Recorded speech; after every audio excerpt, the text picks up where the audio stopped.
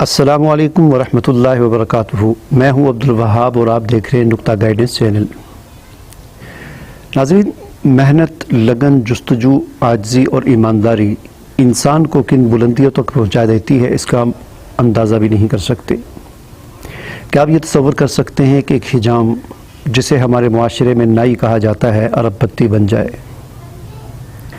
اس کے گاہک سائیکل اور کھٹارہ موٹر سائیکل پر حجامت بنانے آئیں، لیکن وہ حجام خود کروڑوں روپے کی مرسڈیز پر اپنی دکان پر آئے اور صرف 100 روپے میں اپنے گاہک کی حجامت بنائے۔ اسے کہتے ہیں اپنے پیشے کی قدر کرنا، اسے کہا جاتا ہے اپنی اوقات میں رہنا، اور اسے کہا جاتا ہے ایمانداری، اور اسے کہا جاتا ہے عاجزی۔ جی ہاں، رمیش بابو 1972 میں ہندوستان کے شہر بنگلور میں پیدا ہوا۔ رمیش بابو کا والد ایک معمولی سا نائی تھا جس کی ایک چھوٹی سی حجامت کی دکان تھی۔ 1979 میں اس کا انتقال ہو گیا، جس کے بعد ان کے گھر کا خرچہ چلنا بہت مشکل ہو چکا تھا۔ رمیش بابو کی عمر اس وقت صرف 7 سال تھی۔ اس کی والدہ یہ چاہتی تھی کہ میرا اکلوتا بیٹا تعلیم حاصل کرے۔ وہ یہ نہیں چاہتی تھی کہ میرا بیٹا اپنی تعلیم کو چھوڑ کر اپنے گھر کے اخراجات چلانے کے لیے کوئی کام کاج کرے۔ چنانچہ رمیش بابو کی والدہ نے اپنے خاوند کی چھوڑی ہوئی اس دکان کو کرائے پر دینے کا فیصلہ کیا۔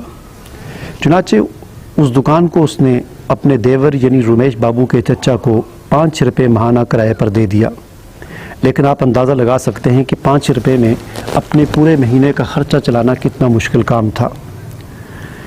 گھر کے اخراجات پورے نہیں ہو رہے تھے، گھر میں فاقے چل رہے تھے۔ چنانچہ اس سے تنگ آ کر رمیش بابو کی والدہ نے ایک سیٹھ صاحب کے گھر میں کام کاج شروع کر دیا، جہاں سے اسے 40 روپے ماہانہ تنخواہ ملتی تھی۔ اب گھر کے حالات میں کچھ بہتری آ چکی تھی۔ رمیش بابو نے اپنی تعلیم کو جاری رکھا، اور جس وقت اس کی عمر 13 سال ہوئی تو رمیش بابو نے یہ سوچا کہ اپنے گھر کے اخراجات کو چلانے اور اپنی تعلیم کو جاری رکھنے کے لیے مجھے اپنی دکان خود چلانا ہوگی، اور دکان کو چلانے کے لیے حجام کا کام سیکھنا نہایت ضروری تھا۔ چنانچہ رمیش بابو نے شام کے وقت ایک ایسی دکان کو تلاش کیا جو رات کے 1 بجے تک کھلی رہتی تھی۔ دن کو رمیش بابو اپنی تعلیم حاصل کرتا اور رات کے وقت 1 بجے تک اس دکان پر حجامت کا کام سیکھتا۔ کچھ عرصہ اس دکان پر کام کرنے اور حجامت کا کام سیکھنے کے بعد رمیش بابو نے اپنے چچا سے وہ دکان واپس لے لی اور اسے خود چلانا شروع کر دیا، اور اس کے ساتھ ساتھ رمیش بابو نے اپنی تعلیم کو بھی جاری رکھا۔ اس نے میٹرک کیا، میٹرک کے بعد کالج میں داخلہ لیا، الیکٹرانکس میں ڈپلومہ کیا، اور ساتھ ساتھ شام کے وقت اپنی دکان بھی چلاتا رہا۔ رمیش بابو کی ایمانداری اور اپنے پیشے میں مہارت کی وجہ سے دور دور تک اس کی شہرت ہو گئی، اور گاہک اس پر ٹوٹ پڑے۔ ہر وقت اس کی دکان پر اس کے خاص سٹائل اور خاص بال کاٹنے کے انداز اور عاجزی اور ایمانداری کی وجہ سے گاہکوں کا رش لگا رہتا تھا۔ لیکن رمیش بابو دن کے وقت اپنی تعلیم حاصل کرتا تھا، صرف شام کے وقت دکان کھولتا تھا۔ رمیش کو بچپن ہی سے اس بات کا شوق تھا کہ میرے پاس کوئی گاڑی ہونی چاہیے۔ چنانچہ اب وہ وقت آ چکا تھا کہ وہ اپنے اس شوق کو پورا کرے۔ اس نے اپنی دکان کی آمدن سے کچھ تھوڑے پیسے بچا کر 1-2 سال کے بعد ایک پرانی سی گاڑی خرید لی۔ لیکن مسئلہ یہ تھا کہ رمیش بابو کو گاڑی چلانا نہیں آتی تھی۔ چنانچہ وہ صبح کالج جاتا، شام کو اپنی دکان پر چلا جاتا، اور گاڑی اس کے گھر میں بلا وجہ کی فضول میں کھڑی رہتی۔ اس دوران رمیش بابو کی والدہ جس سیٹھ صاحب کے گھر میں کام کرتی تھی، وہ ہر بار انہیں بہت اچھے مشورے دیا کرتے تھے۔ چنانچہ انہوں نے یہ مشورہ دیا کہ اس گاڑی کو رینٹ پہ دے دیا جائے۔ رمیش بابو نے اس مشورے پر عمل کرتے ہوئے اپنی گاڑی کو رینٹ پر دے دیا۔ چنانچہ اب دکان کے ساتھ ساتھ اس گاڑی سے بھی آمدن آنا شروع ہو گئی۔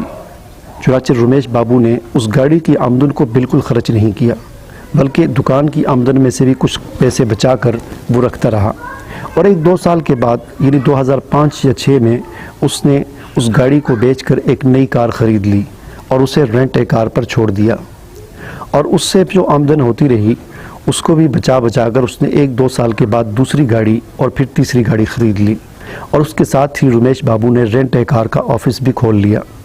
لیکن دکان اسی طرح اس کی چلتی رہی، وہ اپنی دکان پر بھی جاتا اور اپنے آفس میں بھی جاتا۔ کچھ ہی عرصے بعد رومیش بابو کی جو جستجو تھی اور جو اس کی بلند سوچ تھی، اس کو حاصل کرنے کے لیے وہ ہر وقت بیتاب رہتا تھا۔ چنانچہ اس نے یہ فیصلہ کیا کہ مجھے ان تمام 3-4 کاروں کو بیچ کر، ان گاڑیوں کو بیچ کر ایک بہترین مرسڈیز کار خریدنی چاہیے۔ لوگوں نے بہت اسے منع کیا، لیکن اس نے کسی کی بات کو نہیں سنا اور اپنی تمام کاریں بیچ کر اس نے ایک مرسڈیز گاڑی خرید لی اور اسے رینٹ پر چلانا شروع کر دیا۔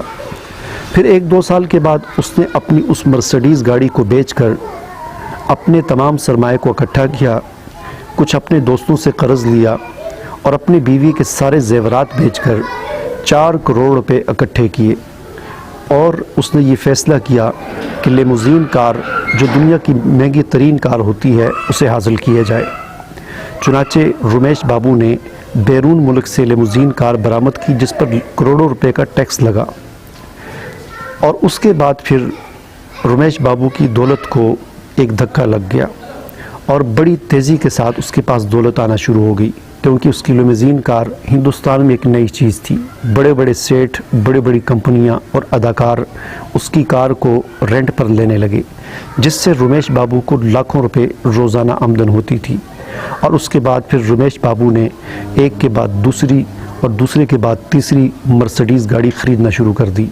چنانچہ آج رومیش بابو کے پاس سینکڑوں مرسڈیز گاڑیاں موجود ہیں اور بہت بڑا رینٹ کار کا اس کا آفس چل رہا ہے۔ لیکن یہ اتنی عجیب بات نہیں ہے کہ ایک نائی ارب پتی بن گیا یا ایک حجام ارب پتی بن گیا۔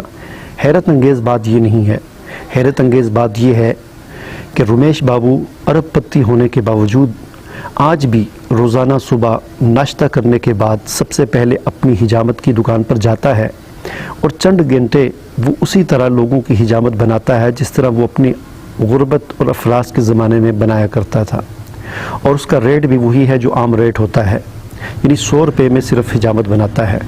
2-3 گھنٹے اپنی دکان پر روزانہ کام کرنے کے بعد پھر وہ اپنے رینٹ کار کے آفس میں جاتا ہے اور اپنے اس کاروبار کو سنبھالتا ہے۔